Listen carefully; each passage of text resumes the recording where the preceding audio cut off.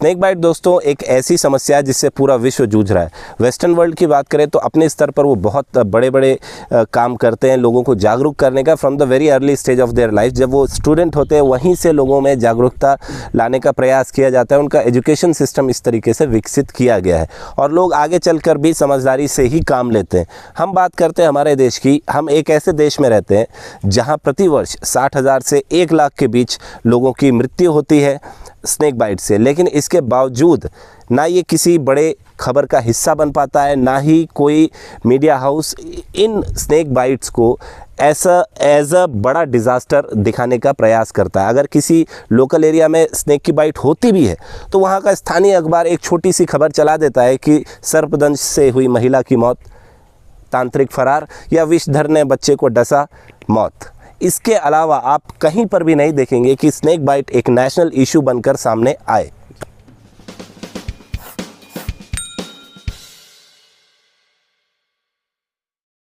तो दोस्तों ये बात उठाने की आज हमें क्या आवश्यकता पड़ी? आवश्यकता इसलिए थी क्योंकि कल दोस्तों 26 दिसंबर की शाम को या सुबह, पता नहीं कब की घटना है, लेकिन मशहूर फिल्म स्टार सलमान खान को उनके फार्म हाउस पर एक स्नेक की बाइट होती है और अलग अलग न्यूज़ पोर्टल में अलग अलग तरीके की खबरें चलने लगती है। कोई यह बता रहा है कि वो कांधारी सांप है जिसे शायद मेरे ख्याल में कोबरा कहा जाता है महाराष्ट्र के इलाके में।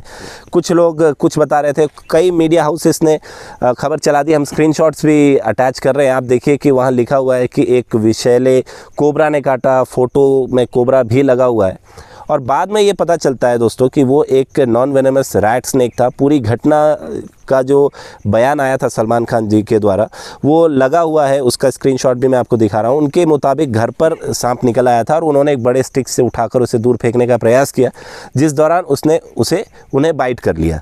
इस बाइट के बाद वो हॉस्पिटल गए। हॉस्पिटल में भी अब उनका कहना है कि उन्हें एंटीवेनम दिया गया। बाद में ये पता चला कि वो नॉन वेनेमस था।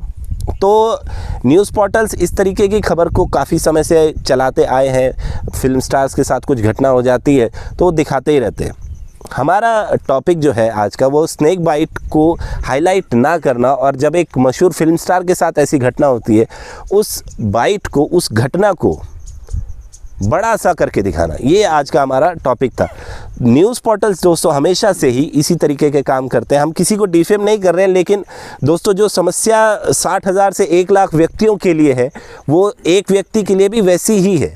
आप सिर्फ वो फिल्म स्टार है इसलिए उसे बड़ा करके दिखा रहे हैं, ये ना करके आप उसे एक पूरे ग्लोबल समस्या, पूरे भारत की समस्या के तौर पर दिखाएं। आप ये प्रयास करें कि आपके न्यूज़ चैनल के माध्यम से कैसे लोग अवेयर हो सकते हैं, कैसे सपेरों पर लगाम लगाई जा सकती है, क्या गवर्नमेंट या एनजीओज़ जो हैं वो एक्शन अगर लेते हैं तो उसे आप दिखाने का प्रयास करें। इस माध्यम से आप लोगों को अवेयर कर पाएंगे। स्नेक बाइट प्रोटोकॉल्स क्या हैं, स्नेक बाइट के बाद क्या प्रोटोकॉल्स लिए जाने चाहिए।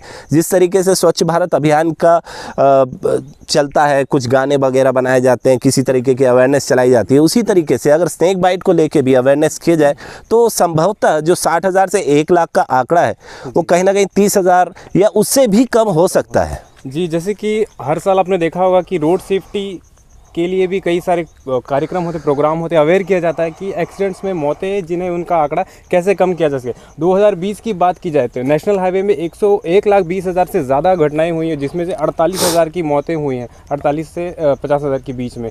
तो देखा जाए तो जो स्नेक बाइट का आंकड़ा है दोस्तों इससे ऑलमोस्ट एक डबल जैसा ही है। करीबन 1 लाख के अंदर मौतें होती है तो डबल जैसा है। तो उसके लिए क्यों कोई अवेयरनेस प्रोग्राम नहीं होती हमारे देश में, क्यों अवेयरनेस क्रिएट नहीं किया जाता, यहाँ पे कई होर्डिंग्स क्यों नहीं लगाए जाते, गांव-गांव में जाके अवेयरनेस क्यों नहीं कराया जाता।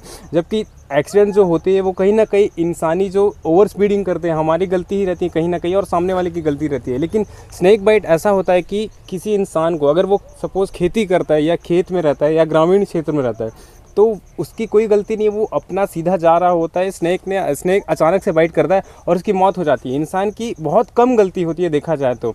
लेकिन इस केस में क्या हुआ कि ग्रामीणों अगर स्नेक बाइट होती है तो उसे कोई पूछता नहीं है, मीडिया कवरेज नहीं मिलता, ना कि लोकल न्यूज़पेपर में उसकी न्यूज़ तक आती है। लेकिन जैसे कि हमारे देश में अलग अलग चीज़ों के लिए, सेफ्टी के लिए अवेयरनेस प्रोग्राम्स होते हैं।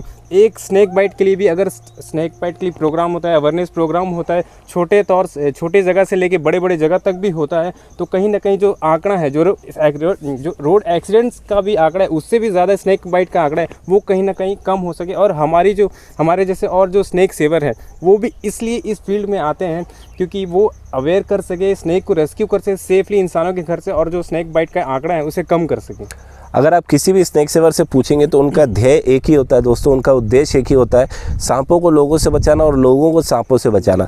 मीडिया हाउसेस से, पोर्टल से हमारी सिर्फ एक रिक्वेस्ट है कि अगर इस तरीके के कैंपेन्स आप ऑर्गेनाइज नहीं करवा सकते तो आपके एरिया में ऐसे बहुत सारे जेन्युइन एक्सपर्ट स्नैक सेवर्स होंगे जो इस तरीके के काम कर रहे होंगे। आप उनको सपोर्ट कर सकते हैं और उनके माध्यम से आप अपने अवेयरनेस कैंपेन्स चला सकते हैं। इससे ना सिर्फ उन जैसे स्नैक सेवर्स को बूस्टअप मिलेगा, बल मिलेगा, बल्कि आप समाज के लिए एक बहुत बेहतरीन काम भी कर पाएंगे। उम्मीद करते हैं दोस्तों आज का वीडियो आपको सही लगा होगा। किसी को डिफेम करना हमारी मंशा नहीं थी, लेकिन जागरूक करना लोगों को हम अपना कर्तव्य समझते हैं। और इसी नोट के साथ आज की वीडियो को हम समाप्त करते हैं। जय हिंद, वंदे मातरम।